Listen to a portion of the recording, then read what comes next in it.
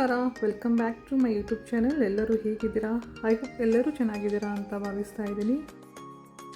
ಇವತ್ತು ಹೆಲ್ತಿ ರೆಸಿಪಿಯೊಂದಿಗೆ ನಿಮ್ಮ ಮುಂದೆ ಬಂದಿದ್ದೀನಿ.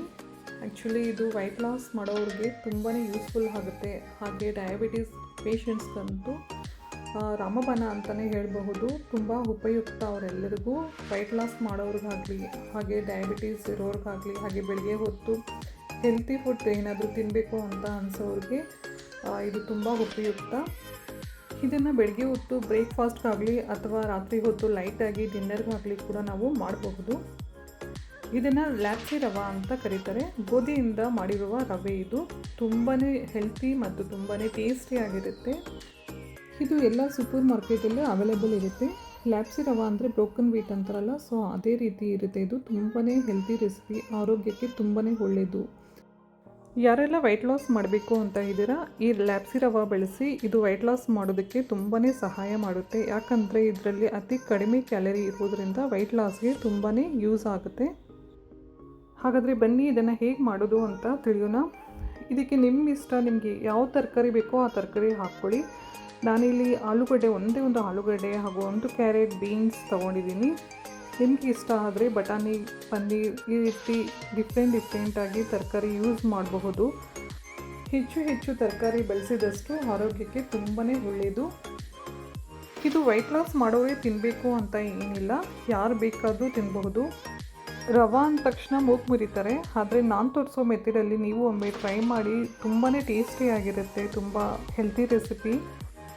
ಇದಕ್ಕೆ ಹೆಚ್ಚು ತರಕಾರಿ ಬಳಸಿದ್ರೆ ತುಂಬಾ ಉತ್ತಮ. ಯಾಕಂದರೆ ತರಕಾರಿ ಹೆಚ್ಚು ಸೇವಿಸಿದಷ್ಟು ಪ್ರೋಟೀನ್ ಸಮೃದ್ಧವಾಗಿ ಸಿಗುತ್ತೆ. ನಮಗೆ ದೇಹಕ್ಕೆ ಎಷ್ಟು ಬೇಕೋ ಅಷ್ಟು ಪ್ರೋಟೀನ್ ಇದರಲ್ಲಿ ಲಭ್ಯ ಇರುತ್ತೆ. ನಾನು ಪದೇ ವೈಟ್ ಲಾಸ್ ಮಾಡೋರಿಗೆ ಯಾಕೆ ಇದು ಅಷ್ಟೊಂದು ಉತ್ತಮ ಅಂತ ಹೇಳ್ತಾ ಇದ್ದೇನೆಂದರೆ, ಯಾಕಂದರೆ ಇದು ತುಂಬ ಲೈಟ್ ಫುಡ್. ಒಂದು ಸಲ ಸೇವಿಸಿದ್ರೆ ಮತ್ತೆ ಊಟ ಮಾಡಬೇಕು ಅಂತ ಅನಿಸೋದಿಲ್ಲ. ಸೊ ಅದಕ್ಕಾಗಿ ವೈಟ್ ಲಾಸ್ ಮಾಡೋರಿಗೆ ತುಂಬಾ ಉಪಯುಕ್ತ. ಇವಾಗ ಒಂದು ಪಾತ್ರೆಗೆ ನಾನು ಸ್ವಲ್ಪ ಎಣ್ಣೆ ಹಾಗೂ ಸ್ವಲ್ಪ ತುಪ್ಪ ಸಮ ಪ್ರಮಾಣದಲ್ಲಿ ತಗೊಳ್ತಾ ಇದ್ದೀನಿ. ಎಣ್ಣೆ ತುಪ್ಪ ಬಿಸಿ ಆದಮೇಲೆ ಸ್ವಲ್ಪ ಜೀರಿಗೆ, ಸಾಸಿವೆ, ಉದ್ದಿನಬೇಳೆ, ಕಡಲೆಬೇಳೆ ಹಾಕಿ ಸ್ವಲ್ಪ ಹೊತ್ತು ಫ್ರೈ ಮಾಡ್ಕೋಬೇಕು. ನಿಮ್ಗೆ ಇಷ್ಟ ಇದ್ದರೆ ಶೇಂಗಾ ಬೀಜ ಕೂಡ ಹಾಕಿ, ಅದು ಕೂಡ ತುಂಬ ಚೆನ್ನಾಗಿರುತ್ತೆ. ಅದು ಹಸಿ ಶೇಂಗಾ ಬೀಜ ಆದರೆ ಇನ್ನೂ ಒಳ್ಳೆಯದು, ಯಾಕಂದರೆ ಅದರಲ್ಲಿ ಹೈ ಪ್ರೋಟೀನ್ ಇರುತ್ತೆ. ಸೊ ಅದಕ್ಕಾಗಿ ಅದು ಇದ್ದರೆ ಅದು ಕೂಡ ಹಾಕ್ಕೊಳ್ಳಿ. ಸ್ವಲ್ಪ ಗೋಡಂಬಿ ಹಾಕ್ಕೊಳ್ತಾ ಇದ್ದೀನಿ. ಡ್ರೈ ಫ್ರೂಟ್ಸ್ ನಿಮಗೆ ಯಾವ್ದು ಬೇಕೋ ಅದನ್ನು ಸಹ ನೀವು ಯೂಸ್ ಮಾಡಬಹುದು. ಸ್ವಲ್ಪ ಒಣಮೆಣಸಿನ್ಕಾಯಿ ಕೂಡ ಹಾಕ್ಕೊಳ್ಳೋಣ. ಹಸಿ ಮೆಣಸಿನ್ಕಾಯಿ ಕೂಡ ನೀವು ಯೂಸ್ ಮಾಡಬಹುದು, ಬಟ್ ಇದು ವೈಟ್ ಲಾಸ್ಗೆ ಮಾಡೋದ್ರಿಂದ ಒಣಮೆಣಸಿನ್ಕಾಯಿ ಆದರೆ ತುಂಬ ಉಪಯುಕ್ತ ಅಂತ ಹೇಳಿ ನಾನು ಒಣಮೆಣಸಿನ್ಕಾಯಿ ತಗೊಳ್ತಾ ಇದ್ದೀನಿ. ಹಾಗೂ ಸ್ವಲ್ಪ ಟೊಮೊಟೊ ಹಾಕಿ ಎಲ್ಲ ಸ್ವಲ್ಪ ಮೆತ್ತಿಗೆ ಆಗೋವರೆಗೂ ಫ್ರೈ ಮಾಡ್ಕೊಳ್ಳೋಣ. ಹಾಗೆ ಸ್ವಲ್ಪ ಉಪ್ಪು ಹಾಗೂ ಶುಂಠಿ ಬೆಳ್ಳುಳ್ಳಿ ಪೇಸ್ಟು ಸಹ ಹಾಕ್ಕೊಳ್ಳೋಣ. ಹಾಗೆ ಹೆಚ್ಚಿಟ್ಕೊಂಡಂತಹ ತರಕಾರಿ ಎಲ್ಲ ಹಾಕ್ಕೊಂಡು ತರಕಾರಿ ಎಣ್ಣೆಯಲ್ಲೇ ಫ್ರೈ ಆಗೋ ಥರ ಚೆನ್ನಾಗಿ ಫ್ರೈ ಮಾಡ್ಕೋಬೇಕು. ನೀರು ಹಾಕೋಬಾರ್ದು. ನಾನು ಹಾಕಿರೋ ತರಕಾರಿ ಎಲ್ಲ ಬೇಗನೆ ಬೇಯೋದ್ರಿಂದ ನೀರು ಹಾಕೋ ಅವಶ್ಯಕತೆ ಇಲ್ಲ, ಎಣ್ಣೆಯಲ್ಲೇ ಚೆನ್ನಾಗಿ ಬೇಯುತ್ತೆ. ಉಪ್ಪು ಹಾಕ್ಕೊಳ್ಳೋದ್ರಿಂದ ತರಕಾರಿ ಎಲ್ಲ ಬೇಗನೆ ನಾವು ಬೇಯಿಸ್ಕೋಬಹುದು. ಸೊ ಹಾಗಾಗಿ ಉಪ್ಪು ಮತ್ತು ಒಣಮೆಣಸಿನ್ಕಾಯಿ, ಶುಂಠಿ ಬೆಳ್ಳುಳ್ಳಿ ಪೇಸ್ಟ್ ಹಾಕ್ಕೊಂಡು ಚೆನ್ನಾಗಿ ಫ್ರೈ ಮಾಡ್ಕೊಳ್ತಾ ಇದ್ದೀನಿ. ನಿಮಗೆ ಬೇಕಾದರೆ ಸ್ವಲ್ಪ ಅರಿಶಿನ ಹಾಕ್ಕೊಳ್ಳಿ. ನಾನಿಲ್ಲಿ ಲೈಟಾಗಿ ಇರಲಿ ಅಂತ ಹೇಳಿ ಅರಿಶಿನ ಏನೂ ಬಳಸ್ತಾ ಇಲ್ಲ. ನಿಮಗೆ ಕಲರ್ಫುಲ್ಲಾಗಿ ಬೇಕು ಅಂತ ಅಂದರೆ ಅರಿಶಿನ ಯೂಸ್ ಮಾಡಬಹುದು. ಇದೆಲ್ಲ ಒಮ್ಮೆ ಚೆನ್ನಾಗಿ ಫ್ರೈ ಮಾಡ್ಕೋಬೇಕು. ಇವಾಗೆಲ್ಲ ಫ್ರೈ ಮಾಡ್ಕೊಂಡು ಆದಮೇಲೆ ತರಕಾರಿ ಎಲ್ಲ ಚೆನ್ನಾಗಿ ಮೆತ್ತಿಗೆ ಆದಮೇಲೆ ಲ್ಯಾಪ್ಸಿ ರವೆ, ಬ್ರೋಕನ್ ವೀಟ್ನ ಹಾಕ್ಕೊಳ್ತಾ ಇದ್ದೀನಿ.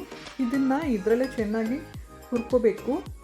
ಈ ರೀತಿ ಹುರ್ಕೊಳ್ಳೋದ್ರಿಂದ ಅಂಟು ಬರೋದಿಲ್ಲ, ಉದ್ರುದ್ರಾಗಿ ಬರುತ್ತೆ. ಸೊ ಹಾಗಾಗಿ ನಾವು ಎಣ್ಣೆಯಲ್ಲೇ ಚೆನ್ನಾಗಿ ಹುರ್ಕೋಬೇಕು ರವೆನ.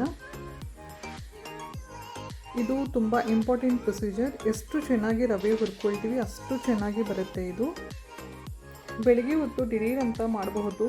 ತುಂಬ ಈಸಿ ರೆಸಿಪಿ ಇದು, ತುಂಬ ಹೆಲ್ತಿ ರೆಸಿಪಿ. ನೀವು ಒಮ್ಮೆ ಮನೆಯಲ್ಲಿ ಟ್ರೈ ಮಾಡಿ. ಆದರೆ ನಾನು ತೋರಿಸೋ ವಿಧಾನದಲ್ಲಿ ಟ್ರೈ ಮಾಡಿ. ಎಲ್ಲರೂ ಮಾಡ್ತಾರೆ, ಬಟ್ ಮಾಡೋ ವಿಧಾನ ತುಂಬ ಡಿಫ್ರೆಂಟ್ ಆಗಿರುತ್ತೆ. ಸೊ ನಾನು ಹೇಗೆ ಮಾಡ್ತೀನಿ ಅನ್ನೋದು ನಿಮಗೆ ತೋರಿಸ್ತಾ ಇದ್ದೀನಿ. ಹಾಗೆ ಮತ್ತೊಂದು ಮುಖ್ಯವಾದ ವಿಷಯ ಏನಂದರೆ, ಇದು ಬೇಗ ಆಗಬೇಕು ಅಂದರೆ ಪಕ್ಕದಲ್ಲಿ ನೀರು ನಾವು ಕಾಯಿಸ್ಕೊಂಡು ರೆಡಿಯಾಗಿ ಇಟ್ಕೊಂಡಿರಬೇಕು. ಬಿಸಿ ನೀರು ರೆಡಿ ಆಗ್ತಾ ಇರಬೇಕು ಪಕ್ಕದಲ್ಲಿ. ಹಾಗೆ ಇದು ಕೂಡ ರೆಡಿ ಆಗ್ತಾ ಇರಬೇಕು. ಸೊ ಆ ರೀತಿ ಮಾಡೋದ್ರಿಂದ 5 ನಿಮಿಷದಲ್ಲಿ ಇದನ್ನು ನಾವು ಮಾಡಬಹುದು. ನಾನು ಮೀಡಿಯಮ್ ಸೈಜ್ ಗಾತ್ರದ 1 ಕಪ್ ರವೆ ತಗೊಂಡಿದ್ದೆ. ಅದಕ್ಕೆ 2 ಕಪ್ ಆಗುವಷ್ಟು ನೀರು ಹಾಕ್ತಾಯಿದ್ದೀನಿ. ಈ ರೀತಿ ಮೆಷರ್ಮೆಂಟ್ ಮಾಡಿಕೊಂಡ್ರೆ ಈಸಿಯಾಗಿ ಮಾಡಬಹುದು. ಮೊದಲನೇ ಸಲ ಮಾಡೋರು ಕೂಡ ತುಂಬ ಸಿಂಪಲ್ಲಾಗಿ ತುಂಬ ಈಸಿಯಾಗಿ ಮಾಡಬಹುದು.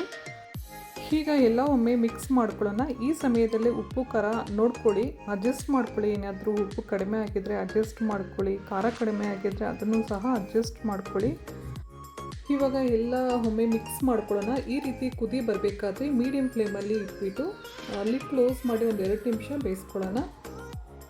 2 ನಿಮಿಷ ಅಷ್ಟೇ ಸಾಕ ಅಂತ ಕೇಳ್ಬೋದು, ಯಾಕಂದರೆ ನಾವು ಬಿಸಿ ನೀರು ಹಾಕಿರೋದ್ರಿಂದ ಬೇಗನೆ ರೆಡಿ ಆಗುತ್ತೆ.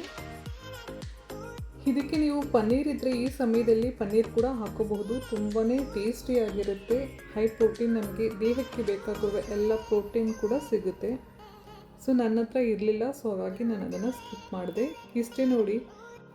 ಈಗ ಕೊನೆಯಲ್ಲಿ ಸ್ವಲ್ಪ ಕೊತ್ತಂಬರಿ ಸೊಪ್ಪು ಹಾಕಿ ಒಮ್ಮೆ ಮಿಕ್ಸ್ ಮಾಡ್ಕೊಳ್ಳೋಣ. ಮಿಕ್ಸ್ ಮಾಡಿ ಸರ್ವ್ ಮಾಡಿದ್ರೆ ತುಂಬ ಹೆಲ್ತಿಯಾದ ಬ್ರೇಕ್ಫಾಸ್ಟ್ ರೆಸಿಪಿ ರೆಡಿ ಆಯಿತು.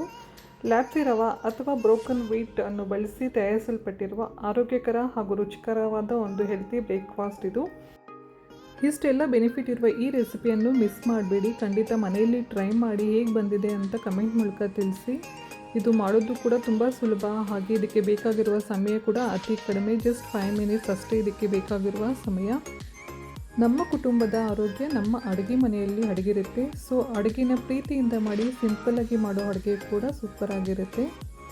ಈ ವಿಡಿಯೋ ನಿಮ್ಮೆಲ್ಲರಿಗೂ ಇಷ್ಟ ಆಗಿದೆ ಅಂತ ಭಾವಿಸ್ತಾ ಇದ್ದೀನಿ. ಮತ್ತು ಮುಂದಿನ ವಿಡಿಯೋದಲ್ಲಿ ಮತ್ತೆ ಭೇಟಿಯಾಗೋಣ. ಅಲ್ಲಿವರೆಗೂ ನಮಸ್ಕಾರ. ಥ್ಯಾಂಕ್ ಯು ಸೋ ಮಚ್ ಎಲ್ಲರಿಗೂ. ಬಾಯ್ ಬಾಯ್.